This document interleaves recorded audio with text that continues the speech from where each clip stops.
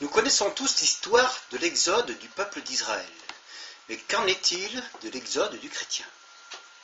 On va voir le parallèle qui existe entre l'exode du peuple d'Israël et celui du chrétien au travers de cette vidéo que j'ai intitulée « De Moïse à Jésus-Christ ». Les enfants d'Israël s'étaient installés en Égypte, eurent des enfants et devinrent si nombreux qu'ils menaçaient de remplir le pays. Le nouveau roi qui avait pris le trône a eu peur car Israël était en surnombre et devenait de plus en plus puissant. Comparons l'Égypte au monde et Israël à l'humanité, une sorte de préfiguration. Le roi a donc établi sur Israël des chefs de corvée afin de le mener à la servitude pour l'affaiblir. Il en est de même pour l'humanité qui se voit sous le joug du monde dans lequel nous vivons et qui ne nous épargne pas. Malgré tout, Israël avait du mal à plier sous l'autorité du roi et les Juifs devenaient de plus en plus envahissants. Alors les Égyptiens durcirent la servitude en esclavage. Le roi parla aux sages-femmes et leur donna l'ordre de tuer tous les nouveau-nés de sexe mâle, mais les sages-femmes craignaient Dieu et laissèrent vivre tous les enfants d'Israël. Lorsque l'humanité laisse naître en elle de bonnes résolutions, ce monde n'a pour unique objectif que d'y mettre un terme final, mais la raison finit toujours par l'emporter. Parce que les sages-femmes avaient désobéi à Pharaon, celui-ci ordonna à ses soldats de prendre tous les derniers fils d'Israël et de les noyer dans le fleuve. Ainsi, celle qui enfanta Moïse le mit dans un panier, alors qu'elle laissa aller vers le milieu de baignade des femmes du palais. Nous pouvons voir là un parallèle entre Moïse et Jésus, une préfiguration du Sauveur. En grandissant, Moïse prit la défense du peuple d'Israël et suite à une intervention qui a mal tourné, il a été obligé de s'enfuir durant 40 années, loin de l'Égypte. Jésus est allé jeûner 40 jours loin des hommes et tout comme Moïse, cet éloignement visait à préparer les deux hommes à un ministère bien particulier. Nous verrons un peu plus tard ce que représente ce symbole de la quarantaine. Dieu dit à Moïse d'aller vers Pharaon afin de libérer Israël, et Moïse s'en retourna en Égypte. Pharaon écouta Moïse, mais refusa de libérer le peuple. Tout comme Dieu frappa l'Égypte des 10 plaies, Dieu frappe également le monde dans lequel nous vivons. Il suffit de voir ce qui se passe de nos jours. En 1, les guerres. En 2, la famine. En 3, les tremblements de terre. En 4, les tsunamis. En 5, le sida. En 6, le cancer. En 7, les pluies torrentielles. En 8, les inondations. En 9, les pluies de grêle. En 10, les glissements de terrain sur les villages. Dans Marc chapitre 13, versets 7 à 8, Jésus annonce tous ces malheurs pour l'humanité et nous avertit qu'au vu de ces fléaux, la fin de ce monde se rapproche. Au final, Dieu fit mourir tous les premiers-nés des enfants d'Égypte. Alors Pharaon cria au peuple hébreu de partir car il prit peur. Les fléaux qui frappent le monde devraient nous conduire à la réflexion. Ce monde est-il pour nous ou devons-nous en sortir tout comme le peuple hébreu est sorti de la servitude en Égypte? Moïse a laissé un message à Pharaon et celui-ci n'a pas écouté. De même, Jésus avertit le monde dans lequel nous vivons, mais le monde qui nous tient captifs n'a pas non plus écouté. D'après Exode chapitre 12 verset 38, le peuple hébreu n'était pas le seul à saisir l'opportunité de ce départ, car il est écrit qu'une multitude de gens de toute espèce se joignirent à eux sur la route de la promesse. Nous pouvons voir là une préfiguration de l'Église d'aujourd'hui qui s'est forgée à partir de la multitude des nations. En Exode chapitre 12 verset 35, nous voyons qu'Israël ainsi que la multitude ne sont pas partis de leurs 430 années de servitude avec les mains vides. Ils avaient récupéré des vases d'or, des vases d'argent et des vêtements. On peut penser qu'ils ont probablement récupéré bien d'autres choses, car en Exode chapitre 12 verset 33, il est dit que les Égyptiens pressaient les Hébreux, car ils avaient hâte de les voir sortir de leur pays. Quand on quitte ce monde pour s'en remettre à la foi chrétienne, nous avons également besoin d'un bagage pour continuer notre marche sur notre nouvelle route. Mais que prenons-nous donc qui ait bien pu appartenir à notre ancienne vie? En Exode chapitre 12 verset 37, il est dit qu'ils étaient au nombre de 600 000 en comptant que les hommes. À ce nombre, il faut rajouter une moyenne de 4 à 5 enfants par famille, sans oublier les mères ainsi que les personnes âgées. Cela faisait un bien grand nombre de personnes sur la route de la promesse. Moïse conduit le peuple à travers le désert d'Égypte et tous se retrouvent face à la mer. Il semblerait qu'il y ait là un obstacle. On peut parler d'obstacle avec un regard humain, mais en fait il s'agit bien plus d'une prise de conscience liée à un choix que d'un obstacle. Le peuple a murmuré contre Moïse en disant en Exode chapitre 14 verset 11 que la mort en captivité valait mieux que la mort dans ce désert face à la mer. Et Moïse, en Exode chapitre 14 verset 13, répond au peuple de ne pas craindre. Nous avons là encore une préfiguration. Cette mer est un peu comme le choix de conversion, un choix qui consiste à mettre toute notre confiance en Dieu afin que le passage de l'ancienne vie à la terre promise puisse se faire. Dieu m'ouvrira-t-il la mer? M'accompagnera-t-il entre les eaux pour passer de l'autre côté? Ce qui semble être un passage obligé se nomme un engagement. Soit je m'engage entre les eaux de la conversion et Dieu m'accompagnera, soit je doute et je retourne dans la captivité de ce monde. En fait, cette mer qui nous fait obstacle fait partie du monde et désire nous reprendre afin de diriger nos choix. En Exode chapitre 14 verset 21, Moïse ouvre la mer et le vent retient les eaux toute la nuit durant. Si nous mettons notre confiance en Dieu, il saura nous accompagner dans notre choix de vie. En Exode chapitre 14 verset 20, Dieu plaça une nuée entre l'armée de Pharaon et le peuple suivi de la multitude. Nous voyons là une barrière qui se forme entre le monde qui vient nous reprendre et nous qui sommes face à ce choix. Puis en Exode chapitre 14 verset 22, Moïse fend les eaux et le peuple peut enfin passer. Ce passage entre les eaux est la préfiguration du baptême qui nous conduit de notre ancienne vie de captivité à la vie nouvelle.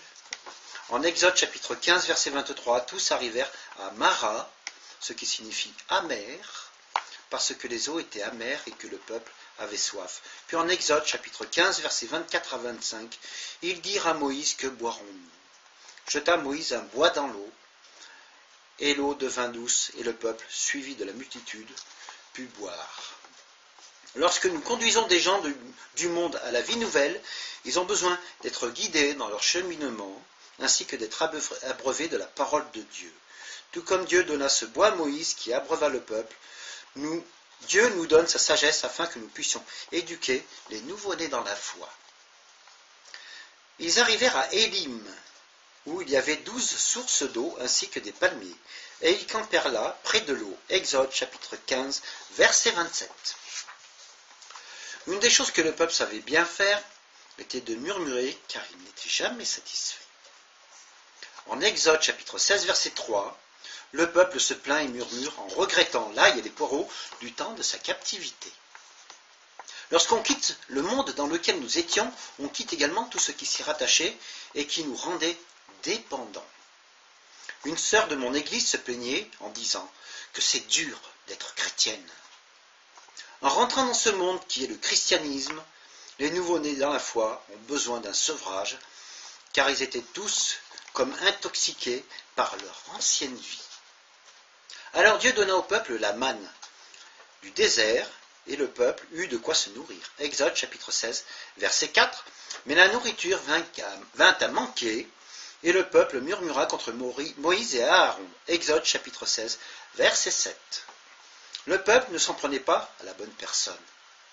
N'avons-nous pas tendance à nous comporter de même dans nos églises vis-à-vis de ceux qui ont en charge de nous enseigner? Nous mettons bien des choses sur les épaules de nos pasteurs, délaissant ainsi notre Dieu. Le peuple suivi de la multitude quittèrent le désir de Sin et ils campèrent à Réphidim. Et là, ils ne trouvèrent point d'eau. Exode chapitre 17, verset 1. Alors le peuple se querella avec Moïse, car le bétail manquait également d'eau. L'Église d'aujourd'hui connaît le même problème, en cherchant la priorité pour les choses terrestres, tout en négligeant les promesses de Dieu. Le doute est le sida du chrétien. Et c'est une contamination qui a vite fait de gagner nos assemblées. En Nombre chapitre 13, Israël perdit confiance en Dieu face aux Cananéens.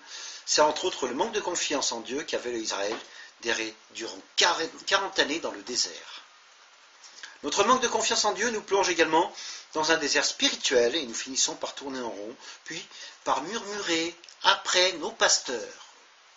Réapprenons le sens du mot confiance. Lorsque nous sommes dans le désert de notre vie, profitons-en pour nous débarrasser des choses que nous avons gardées dans nos bagages lors de notre sortie du monde et surtout rappelons-nous que Dieu pourvoit à tous nos besoins. Moïse est monté sur le mont Sinaï et le peuple attend. Mais qu'est-ce que Moïse a bien pu faire pendant 40 jours sur le mont Sinaï sans manger ni boire? Les chapitres 24 à 31 du livre de l'Exode nous font voir que Moïse est allé prendre connaissance des enseignements de Dieu pour le peuple, ainsi que des 10 commandements.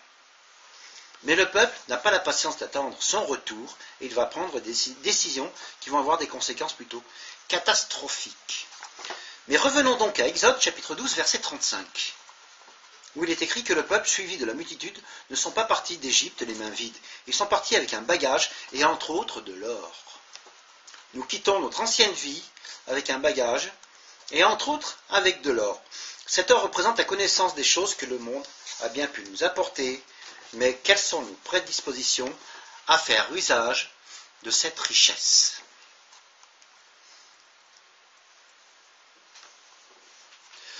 La mettons-nous au service de notre Seigneur ou servira-t-elle à satisfaire nos passions et nos convoitises?